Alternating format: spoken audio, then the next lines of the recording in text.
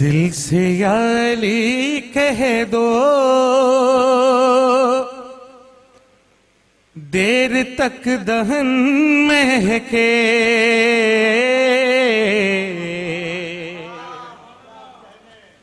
دل سے یا علی کہہ دو دیر تک دہن مہکے، اور پڑھ کے دم کر لو تو سدا بدن مہکے، اور پڑھ کے دم کر لو تو سدا بدن مہکے، اس لیے 72 گل چن کے لائے تھے شبیر، اس لیے 72 گل چن کے لائے تھے شبیر، تاکہ ان کی خوشبو سے کربلا کا بن مہکے، تاکہ ان کی خوشبو سے کربلا کا بن مہکے، دل سے یا علی کہہ دو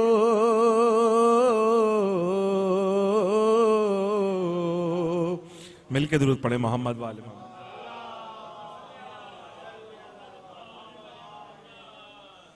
چار مصرع اور پیش کرتا ہوں۔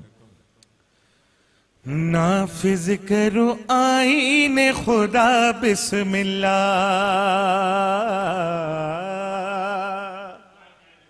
نافذ کرو آئین خدا بسم اللہ، نافذ کرو آئین خدا بسم اللہ، مذہب کو تماشا نہ بناؤ للہ، اور کیا چیز ہے اسلام بغیر حیدر، کیا چیز ہے اسلام بغیر حیدر، لا حول ولا قوت الا باللہ۔ درود اور سلام محمد اور آل محمد کے لیے صلوات۔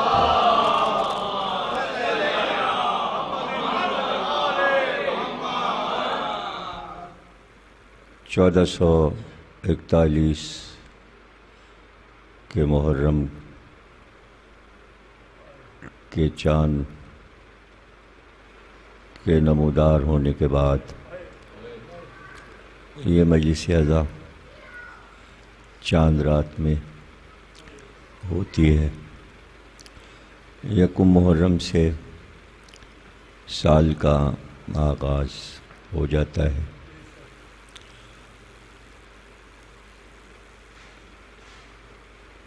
چودہ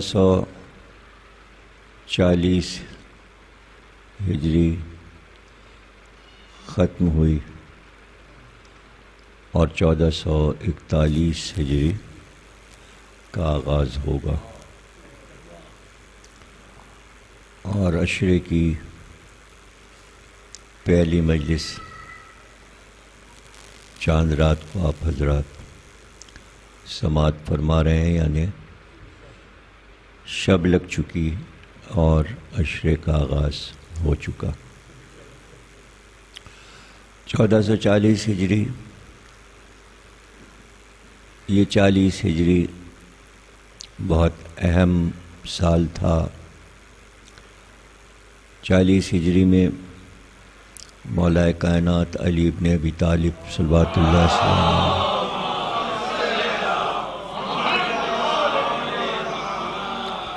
آپ کی شہادت ہوئی 21 رمضان کو۔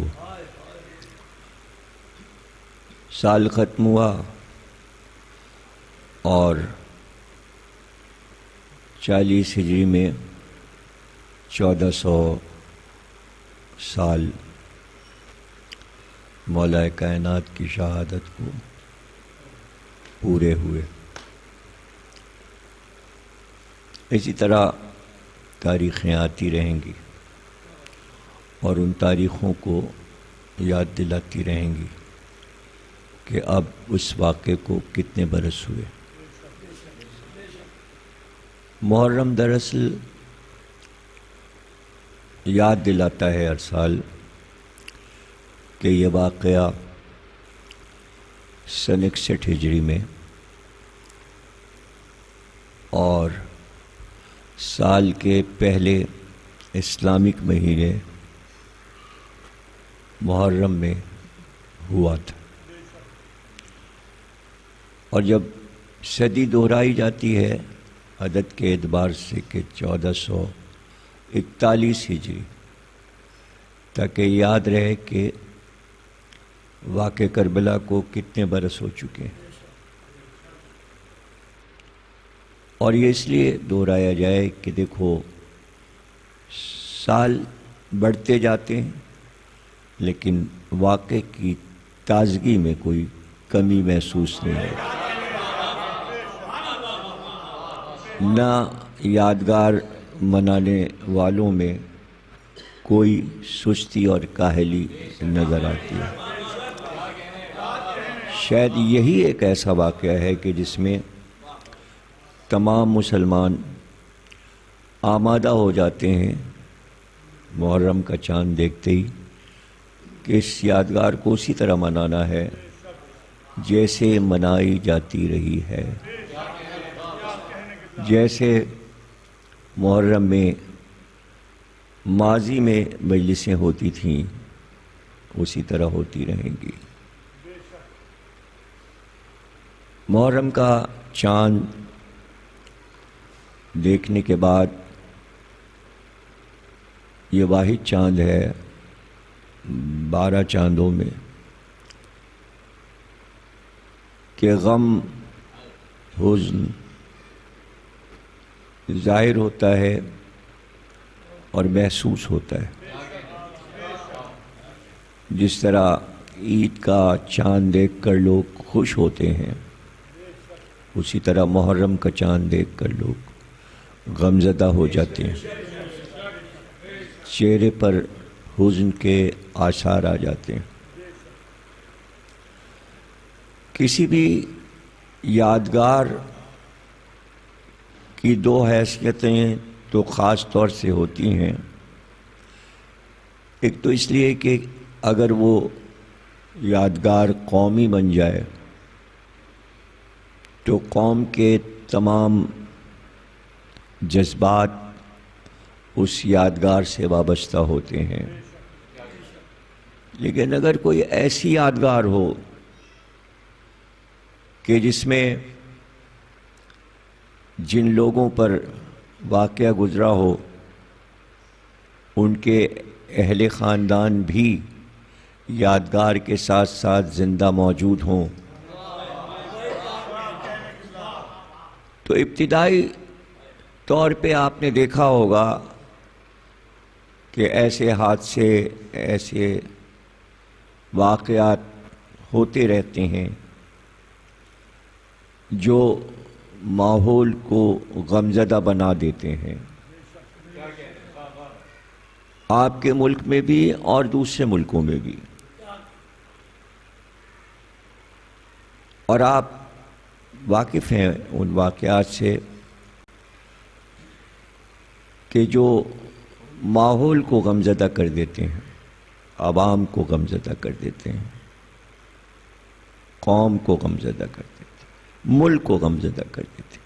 جیسے مثال کے طور پہ بچوں کے اسکولوں پہ حملہ ہو جانا، بچوں کا مر جانا، اس طرح کے نامعلوم کتنے واقعات ہوتے ہیں آپ کے ذہن میں محفوظ ہوں گے، لیکن جب ایک سال گزر جاتا ہے اور سب تیار ہوتے ہیں کہ اس واقعے کو ہم ایک سال کے بعد یاد کریں، تو ایک جوش و خروش نظر آتا ہے کہ اس کو ہم کس طرح پیش کریں، سوچنا پڑتا ہے۔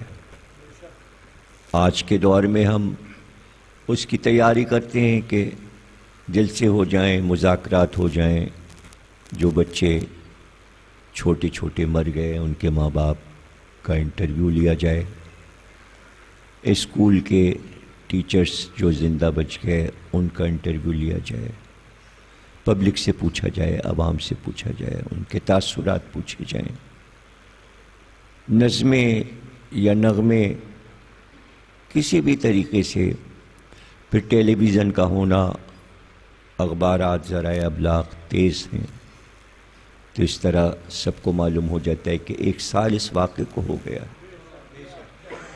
لیکن اگر اس 70-72 سال میں پاکستان کی اس پوری سبان حیات پہ نظر ڈالیں، آپ پرانی باتوں کو جانے دیں، صرف 47 میں جب کہ پاکستان بنا اور لوگوں نے قربانیاں دیں اور ایک قتل عام ہوا، اس ملک کے لیے قربانیاں دی گئیں اس کو تعمیر کرنے میں، اس کو بنانے میں۔ اس 72 سال سے آپ پوچھیں پاکستان بنے سے کہ جیسے جیسے نسلیں جاتی رہیں اور آتی رہیں، کم سے کم 3 نسلوں کا تو حساب آپ لگا سکتے ہیں، تیسری نسل تک کی تو بات کر سکتے ہیں آپ۔ تو آپ خود اس پہ غور کیجئے کہ وہ جوش و خروش جو پہلے برس واقعہ گزرنے پر تھا، آہستہ آہستہ وہ گھٹنے لگا، آپ سے آپ کم ہو گیا، اور پھر اس کے بعد چند سالوں کے بعد، برسوں کے بعد بھول گئے، عوام کو نہیں یاد دلائیے تو شاید یاد آ جائے، تاریخ نہیں یاد رہتی۔ کیا یہ حسین کا عظیم الشان معجزہ نہیں ہے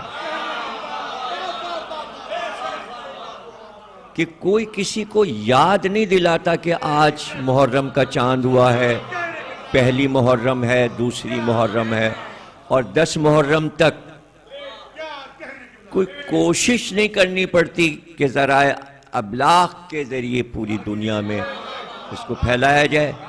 تو اب اس کی 2 حیثیتیں ہو گئیں۔ ایک حیثیت تو یہ ہے کہ واقعہ بہت بڑا تھا، قومی سانحہ تو تھا، ملت کا سانحہ تھا، امت کا سانحہ تھا، لیکن خاندان کا سانحہ بھی تھا۔ خاندان اگر چھوٹا ہوتا تو تاریخ میں یہ واقعہ گم ہو جاتا، چونکہ بانی اسلام کے خاندان کی بات تھی، اس لیے بھولنے کا کیا سوال ہے؟ جس نے اسلام کی بنیاد رکھی، جس نے اسلام بنایا، جس نے اسلام سجایا، جس نے امت بنائی، جس کے لیے امت دعوے دار ہے کہ ہمارا پیارا نبی، امت کا کوئی ایسا آدمی نہیں ہے جو یہ دعویٰ نہ کرے کہ ہمیں اس امت کے نبی سے بہت پیار ہے۔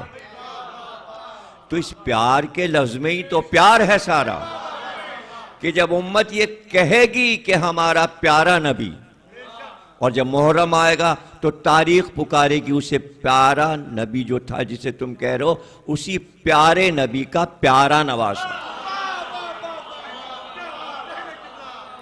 اگر یہ پیار کا تسلسل ہے تو محبت تو نبوت اور رسالت کے پیار کے چھاؤں میں حسین امت سے خود پیار کروا رہے ہیں۔ ایک تو یہ امت ہے کہ جو اس یادگار کو مناتی رہی ہے، منعقد کرتی رہی ہے اور کرتی رہے گی۔ دوسری طرف خاندان ہے، خاندان رسالت ہے۔ خاندان رسالت کا تذکرہ تاریخوں میں محفوظ ہے، اور اس میں بھی مسلمانوں کو یہ دعویٰ ہے کہ جیسی محبت ہم نبی سے کرتے ہیں ویسے ہی خاندان نبوت سے بھی محبت کرتے ہیں، اور یہ دعویٰ صرف پوری دنیا میں اگر یہ دعویٰ ہے کسی کے پاس تو وہ مسلمانوں کے پاس ہے، ورنہ آسمانی مذہب تو کئی ہیں، کتابی مذہب تو کئی ہیں، انبیاء کے مذہب تو کئی ہیں، توریت والوں کا بھی ہے، انجیل والوں کا بھی ہے، زبور والوں کا بھی ہے، سب کے نبی قابل احترام، اور وہ ہمارے بھی قابل احترام، اس لیے کہ ہماری کتاب کلام پاک قرآن مجید نے بھی ان انبیاء کی عظمتوں کو بیان کیا ہے، اس لیے ہمارے عقیدے کا بھی حصہ ہیں توریت والے نبی، انجیل والے نبی، زبور والے نبی، جیسے ان قوموں کے لیے عظیم ہے ویسے ہمارے لیے بھی ہے، ہم بھی ان کا احترام کرتے ہیں، لیکن ان قوموں نے کبھی یہ دعویٰ نہیں کیا اب تک، ہم کو تو کہیں نہیں ملا کہ ہم اپنی قوم کے نبی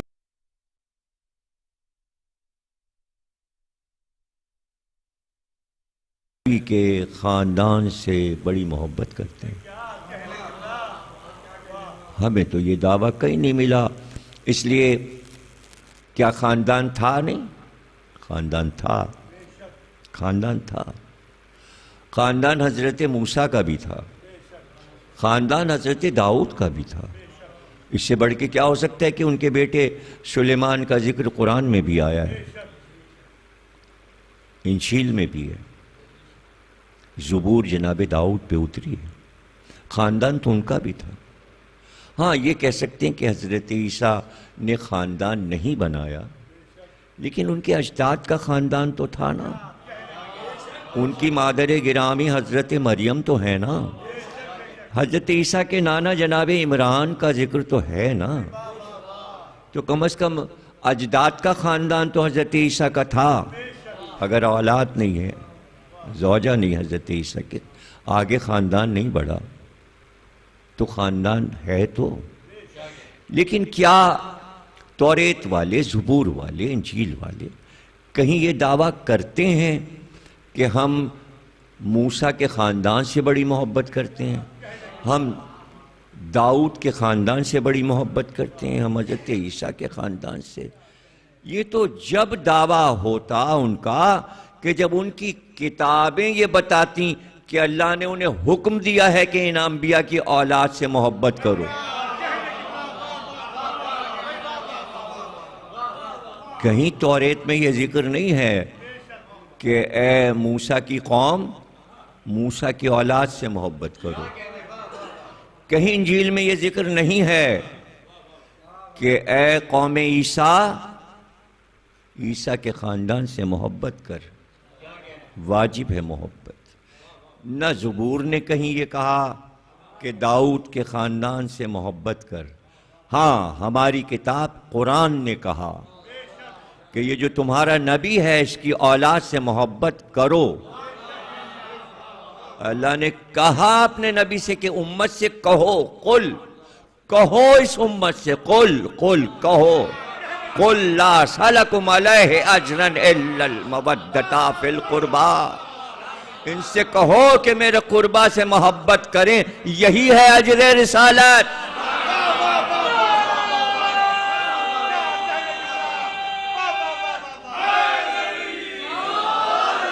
اس کے معنی ہمارے نبی سے پہلے کسی نبی نے اپنی امت سے اجر مانگا بھی نہیں۔ اگر آپ قرآن غور سے پڑھیں گے اور تلاش کریں گے کہ کیا کسی نبی نے آدم سے عیسیٰ تک اپنی امت سے یہ کہا کہ ہم نے جو تم کو آداب سکھائے ہیں زندگی کے، جو دین دیا ہے اور مذہب دیا ہے، اس کا اجر ہمیں دو؟ قرآن سے ہی پوچھ لیں آپ، تو توریت میں کہاں ڈھونڈنا پڑے گا، اور انجیل اور زبور میں تو بہت دیر لگے گی نا۔ قرآن سے پوچھنا آسان ہے یہ بات کہ کیا کسی نبی نے اپنی امت سے اپنی محنت کے ثمر میں اجر مانگا ہے اجر رسالت کا، تو آپ کو ہر نبی کے ہاں ایک آیت ملے گی، بس ایک ہی آیت ہر نبی نے دہرائی ہے کہ ہم نے اے امت تمہیں جو دیا، جو سکھایا، جو بتایا، اس کا اجر ہم نے اپنے اللہ پہ چھوڑ دیا، امت سے نہیں مانگا۔ یہ واحد نبی ہے، آخری نبی سرکار دو عالم، جو اپنی امت سے کہہ رہے ہیں اجر چاہیے، اور خود نہیں کہا، اللہ نے حکم دیا کہ اس امت سے اجر مانگو، تو امت کیا نبی کو اجر دیتی؟ جب یہ آیت نازل ہوئی آیہ مودت، تو لوگ کشتیوں میں زر و جواہر سجا کے لائے تھے کہ یہ اجر ہم آپ کو پیش کرتے ہیں، جو ہمارا مال ہے اس میں جو سب سے اچھا حصہ ہے وہ ہم اجر میں دیتے ہیں۔ تو آپ نے کہا یہ مال اجر میں نہیں چاہیے۔ پتہ چلا آیت اس لیے نہیں آئی تھی کہ دولت کا اجر چاہیے تھا، آیت اس لیے آئی تھی تاکہ بتایا جائے کہ اجر میں محبت مانگی گئی ہے۔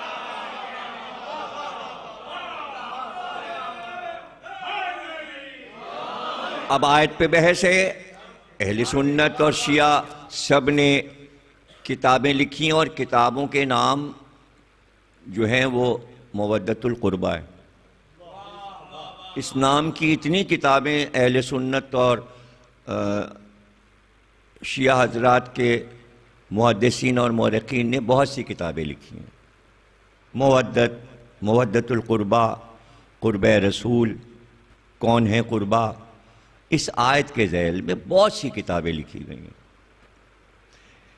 سب کو پڑھ ڈالیا تو اس میں سوال بھی اٹھائے گئے، گفتگو ہوئی ہے، تو سوال اٹھا کر ہی تو جواب ملتا ہے تاکہ علم پھیلے، بات آگے بڑھے۔ یہ قرآن نے سکھایا ہے کہ پہلے سوال قائم کرو، جواب میں پھر پڑھو، تاکہ تمہیں پتہ چل جائے کہ یہ سوال اگر تمہارے ذہن میں آ رہا ہے تو اس کا جواب یہ ہے۔ تو ایسے بھی سوال اٹھائے گئے کہ اللہ ایک پوری قوم سے نبی کے قربہ کے لیے محبت طلب کر رہا ہے، قرآن ہے نا، آیت ہے نا، اور نبی مانگ رہا ہے، تو اس میں یہ بھی سوال اٹھا کیا محبت کروائی جاتی ہے یا محبت ہوتی ہے؟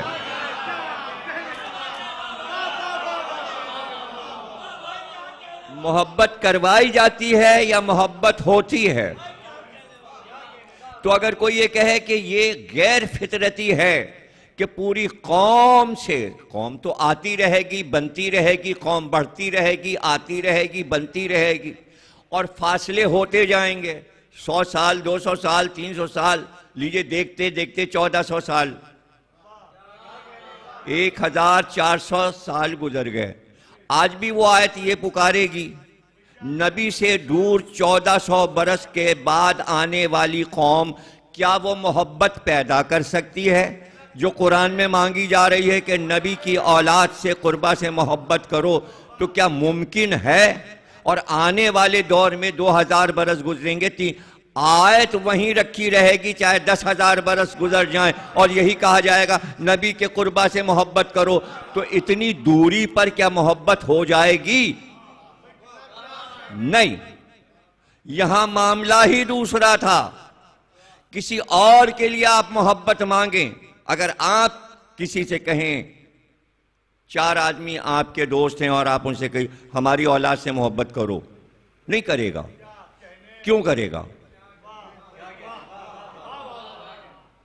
کہنے سے تھوڑی کرے گا۔ ہاں، ہو سکتا ہے آپ سے محبت ہو، آپ کے احباب کو، تو وہ آپ کی اولاد سے بھی محبت کر رہے ہوں، لیکن پوری لاکھوں افراد کی قوم سے نہیں طلب کی جا سکتی کہ ہر آدمی انفرادی طور پر کھڑے ہو کر کہے ہماری اولاد سے محبت کیجئے۔ نہ کوئی دعویٰ کر سکتا ہے، نہ کوئی دعویٰ کرے گا، نہ کوئی ایسا اعلان کرے گا، اس لیے کہ یہ غیر فطری عمل ہے۔ یہاں جو مانگی جا رہی ہے محبت، وہ عین فطرت مانگی جا رہی ہے، اس لیے کہ امت دعوے دار ہے کہ ہم نبی سے محبت کرتے ہیں، تو ایک رشتہ تو محبت کا موجود ہے، اس لیے اس رشتے کی روشنی میں پیغمبر نے ایک عمل کر کے دکھایا تھا کہ ہم کس سے محبت کرتے ہیں، تم ہم سے محبت کرتے ہو، جس سے ہم محبت کرتے ہیں وہ عمل کر کے دکھایا کہ ہمیں علی سے محبت ہے، ہمیں فاطمہ سے محبت ہے، ہمیں حسن اور حسین سے محبت ہے، اور پوری زندگی نبی ہر لمحہ یہ بتاتے رہے کہ محبت کے کتنے طریقوں سے سمجھایا کہ ان سے محبت ہے۔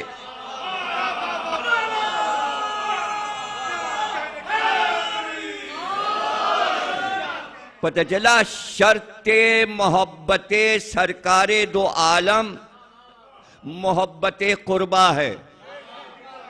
اگر تم ان سے محبت کرو گے تو مجھ سے محبت ہے، ورنہ وعدہ تمہارا دعویٰ سب جھوٹا،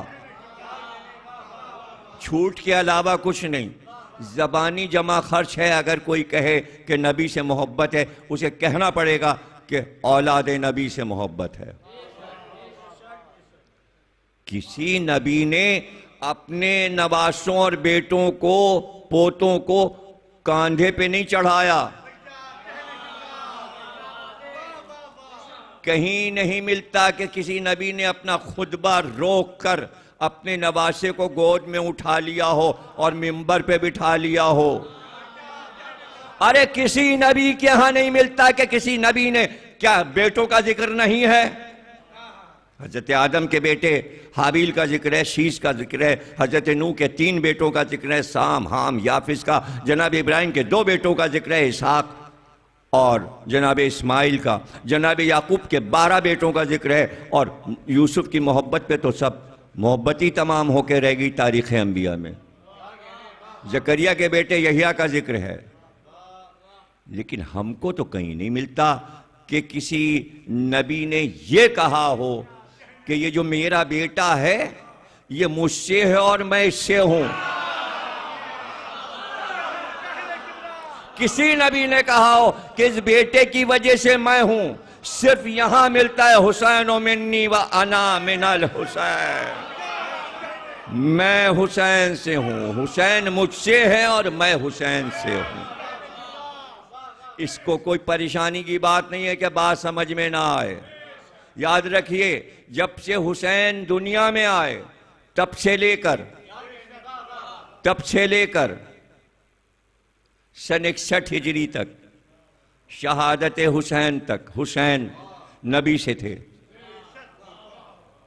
حسین نبی سے تھے اور ہیں۔ حدیث یوں پوری ہوئی، حسین منی، حسین مجھ سے ہے۔ یہ ٹکڑا کہاں تک گیا؟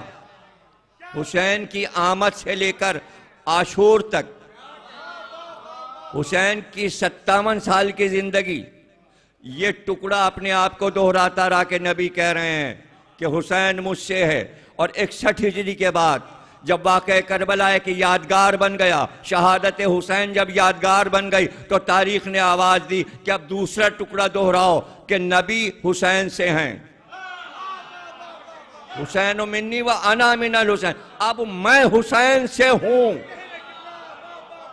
اس میں کوئی پریشانی کی بات نہیں ہے۔ دیکھیے جو بھی کلمہ پڑھے مسلمان ہو تب وہ اللہ کو مانے گا، تب وہ قرآن کو مانے گا، تب وہ نبی کو مانے گا، تب آپ کے عقیدوں پر آئے گا۔ لیکن شرط یہ ہے کہ کلمہ پڑھے، دائرہ اسلام میں داخل ہو، اور پھر سارے عقیدے آپ والے اپنا لے۔ لیکن کچھ وہ لوگ کائنات میں بکھرے اور پھیلے ہوئے ہیں جنہوں نے کلمہ تو نہیں پڑھا لیکن حسین سے محبت کرتے ہیں۔ گویا حسین کی وجہ سے ان کو قدرت قریب لائی ہے دین اسلام سے۔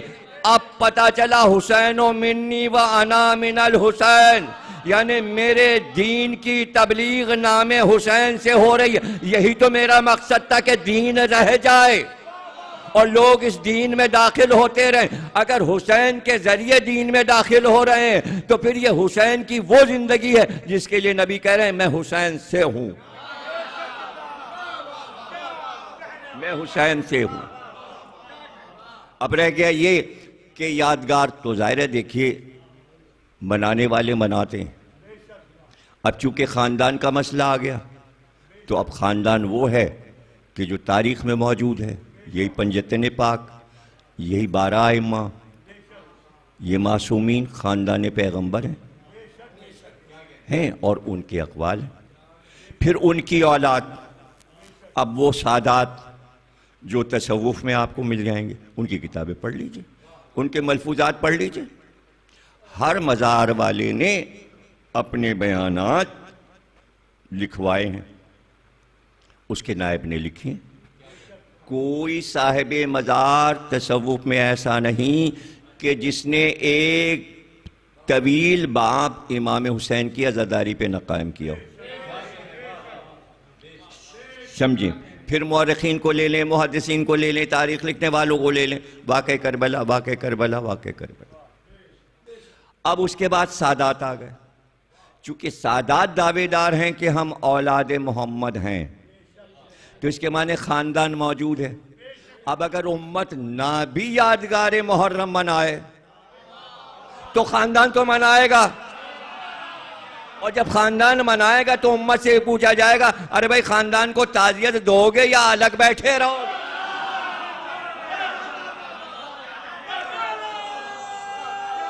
سادات کو خوش کرنا ہے تو اس کے دو حصے ہیں۔ کچھ تو کہیں گے ہاں بھائی سادات کی خوشی کے لیے ہم بھی کریں گے، اور کچھ کہیں گے کوئی ضروری ہے کہ سادات کو ہی خوش کیا جائے؟ ارے ہمارا اپنا غم ہے، ہم کوئی سادات کی وجہ سے تھوڑی کر رہے ہیں، ہم تو اس لیے کر رہے ہیں ہمارے پیارے نبی کا پیارا نواسا، اس لیے ہم کر رہے ہیں۔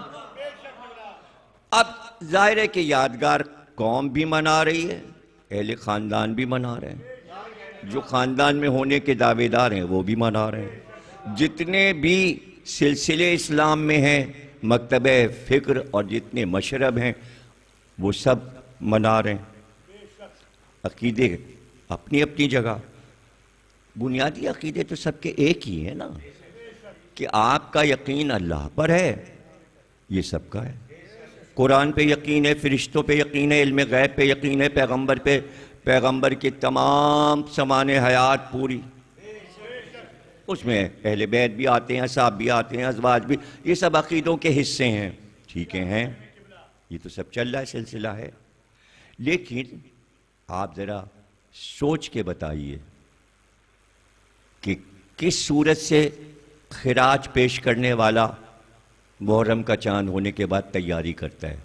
کوئی سوچتے ہیں ہم سبیل لگائیں گے، پیاسوں کو پانی پلائیں، کہتا ہے ہم نیاز پکائیں گے، ہم نیاز پیش کریں گے، کوئی تعزیہ بناتا ہے، کوئی عزاخانہ بنا رہا ہے، کوئی علم کے پرچم بدل رہا ہے، کسی کے گھر مجلس ہو رہی ہے، امام باڑوں میں عشرے ہو رہے ہیں، لوگ مجلسوں میں شریک ہو رہے ہیں، کوئی نوحوں کی تیاری کر رہا ہے، کوئی سوز کی تیاری کر رہا ہے، کوئی خطابت کی تیاری کر رہا ہے۔ یعنی آپ دیکھیں کس کس شعبوں سے حسین کو خراج، بات کل 10 دن کی ہے، اور اس 10 دن میں تیاری 11 مہینے کی ہے۔ دل لگا ہوا ہے کہ اب کی محرم میں یہ کرنا ہے۔ ایسی یادگار کائنات میں کہیں نہیں ہوتی، اگر ہوتی تو پھر وہ بھی منائی جاتی۔ یہ ہے محبت کے رشتے، یہ ہے مودت کے رشتے۔ اب رہ گیا یہ کہ تاریخ داں بیٹھے بیٹھے کچھ باتیں سوچتے ہیں کہ لاؤ اس طرح بھی ایک رخ سے لکھیں، تو بعض مورخین نے لکھا کہ محرم میں اور بھی واقعات ہوئے۔ آپ دیکھیں گے اخبارات والے اکثر پہلی محرم کو ایک اشتہار لگاتے ہیں، یا پاکستان میں دیکھ رہا ہوں ہر سال لگتا ہے، ہو سکتا ہے آپ کی نہ بھی لگے اور لگے۔ اس میں یہ بتاتے ہیں کہ آدم کا یہ واقعہ محرم میں ہوا، نوح کا یہ واقعہ، آدم کی توبہ محرم میں قبول ہوئی، کشتی نوح کو پناہ ملی، سفینہ ٹھہرا محرم میں ہوا، خانہ کعبہ کی بنیاد رکھی گئی اور کعبہ تیار ہوا محرم میں ہوا، یہ فلاں واقعہ، وہ تو کہیے کہ 1 مہینے پہلے بقرعید ہو جاتی ہے تو پتہ چل جاتا ہے کہ ابراہیم اور اسماعیل کا واقعہ جو ہے وہ 10 ذی الحجہ کو ہوا۔ اگر وہ پہلے سے طے نہ ہوتا تو ہو سکتا ہے مورخ لکھتا ہے کہ یہ بھی 10 محرم کو واقعہ ہوا تھا۔ سند نہیں ملتی، یعنی آپ مستند راوی ڈھونڈیں گے کہ یہ سارے انبیاء کے واقعات، داؤد کے لیے لوہا نرم ہو گیا، فلانا نبی کے لیے یہ کام، سب محرم میں ہوا، سب محرم میں ہوا، سب محرم میں ہوا۔ اچھا چلیے، اگر مان بھی لیجئے، آپ مان بھی لیں، آپ تسلیم کر لیں کہ یہ سارے واقعے محرم میں ہوئے، نہ کریں انکار، ہمیں کیا نقصان ہے انکار کر دینے میں؟ ہے ٹھیک ہے، لیکن ایک سوال تو پیدا ہوگا نا، کیا آدم کے دور میں کیلنڈر تھا؟ کیا نوح کے دور میں یہی والا کیلنڈر تھا؟ یہ جنتریاں جو اب چھپتی ہیں محرم سے ذی الحج تک کی، تو بھائی تاریخ داں بتائے گا تو نا، ہم تو بتائیں گے نا جو اصل بات ہے۔ تو اصل بات یہ ہے، سرکار دو عالم، ان کے والد جناب عبداللہ، ان کے والد جناب عبد المطلب، ان کے والد جناب ہاشم، ان کے والد جناب عبد مناف، ان کے والد جناب قصی، جناب قصی کے والد جناب کلاب، یہ شجرہ میں نے بتایا کلاب تک، جناب کلاب نے پہلی بار مہینوں کے نام رکھے، یہ محرم، یہ صفر، یہ ربیع الاول، ربیع الثانی، جمادی الاول، جمادی الثانی، رجب، شعبان، رمضان، شوال، ذیقعدہ، ذی الحج، یہ 12 نام جناب کلاب نے رکھ کر تعین کیا کہ کون سا مہینہ اس میں کیا ہوگا۔ اس سے پہلے ان مہینوں کے نام کا وجود نہیں تھا، رومی مہینے چلتے تھے، یونانی مہینے چلا کرتے تھے، رومی مہینے جو تھے وہ انگریزی میں تبدیل ہوئے جنوری، فروری، مارچ، اپریل میں، ایرانی مہینے چلا کرتے تھے، وہ اب بھی ایران میں چلتے ہیں۔ تو عرب میں اپنے مہینے نہیں تھے، اس لیے کہ کلچر اور تہذیب ابھی بن رہی تھی، ابھی تو سب بن رہا تھا بھائی، ابھی تو کعبے کے بننے کے بعد مکے کی آبادی ہوتے ہوتے، حج مشہور ہوتے ہوتے، جناب کلاب کے دور میں تو اور قیامت آ گئی کہ قبیلے بنی جرم آ گیا اور حملہ کر کے کلاب کی اولاد سے خانہ کعبہ کو چھین لیا، اور جناب قصی کی والدہ کو، قصی کو بچپن میں لے کر جانا پڑا یمن کی طرف۔ ایک یہ ہے کہ 2 بھائی تھے، زہرہ اور قصی، اور زہرہ کی والدہ جو تھیں وہ زہرہ کو لے کر چلی گئیں یمن، اور جناب قصی یمن میں ہی پیدا ہوئے ایک روایت کے مطابق، اس لیے ان کا نام قصی رکھا گیا۔ قصی لفظ اقصیٰ سے ہے، اقصیٰ کے معنی ہے دور، بہت دور، چونکہ یہ اپنے وطن مکے سے بہت دور پیدا ہوئے اس لیے ان کا نام قصی رکھا گیا، اور انہوں نے مکے کو فتح کیا۔ تو ابھی تو کلچر بن رہا ہے مکے کا، تہذیب بن رہی ہے، ادب بن رہا ہے، یہ سب تیاریاں سرکار کے آنے کی ہو رہی ہیں، دین کی تیاری ہو رہی ہے۔ ابھی دین جو ہے وہ اسلام جو ہے اس کے لیے حالات سازگار بنائے جا رہے ہیں۔ ابھی کہاں سے آ جائے گا اسلام، ابھی کہاں سے قرآن آ جائے گا؟ تو یہ مہینوں کے نام رکھ رہا ہے، کوئی حج کے اصول بنا رہا ہے، کوئی پانی پلانے کے اصول بنا رہا ہے، کوئی طواف کی تعداد مقرر کر رہا ہے، یعنی وہ اصول بنتے جا رہے ہیں جو اسلام میں آتے جائیں گے آسانی سے، اور قرآن بن جائے گا۔ جیسے کہ ہاتھیوں کا واقعہ ہوا تو سورہ فیل بن گیا، ہاشم نے کھانا پیلا کھلایا تو سورہ قریش آ گیا۔ تو اس طرح قرآن بنا، پچھلے واقعات کو، انبیاء کو اور مکے کے واقعات کو سنا کر قرآن مکمل و سرکار پہ اتر آیا۔ کچھ نئے احکامات تھے، کچھ پرانے احکامات تھے، اس طرح دین بنا۔ بات سمجھ رہے ہیں آپ نا؟ سمجھ میں آ رہی ہے نا بات؟ تو بھائی جب محرم کا وجود ہی آدم، نوح اور ابراہیم کے دور میں مہینے کا نام محرم تھا نہیں، تو آپ کیسے کہہ رہے ہیں یہ واقعہ محرم میں ہوا؟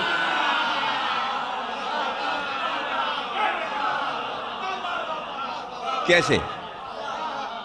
اور اگر آپ کے اس اشتہار پر، جو اشتہار آپ اخبار میں ہر سال دیتے ہیں کہ محرم میں یہ ہوا، اور ہم سب اس کو مان بھی لیں، تو ایک جملہ آپ ہمارا مان لیجئے کہ اگر تمام انبیاء کے مشہور واقعات محرم میں ہوئے تو پھر کہو کہ حسین وارث انبیاء ہے، سب سے بڑا واقعہ محرم میں حسین کا ہے، آدم کے واقعے سے بڑا، نوح کے واقعے سے بڑا، ابراہیم کے واقعے سے بڑا، موسیٰ، عیسیٰ، داؤد، سلیمان، جتنے واقعات ہیں سب سے بڑا واقعہ واقعہ کربلا ہے۔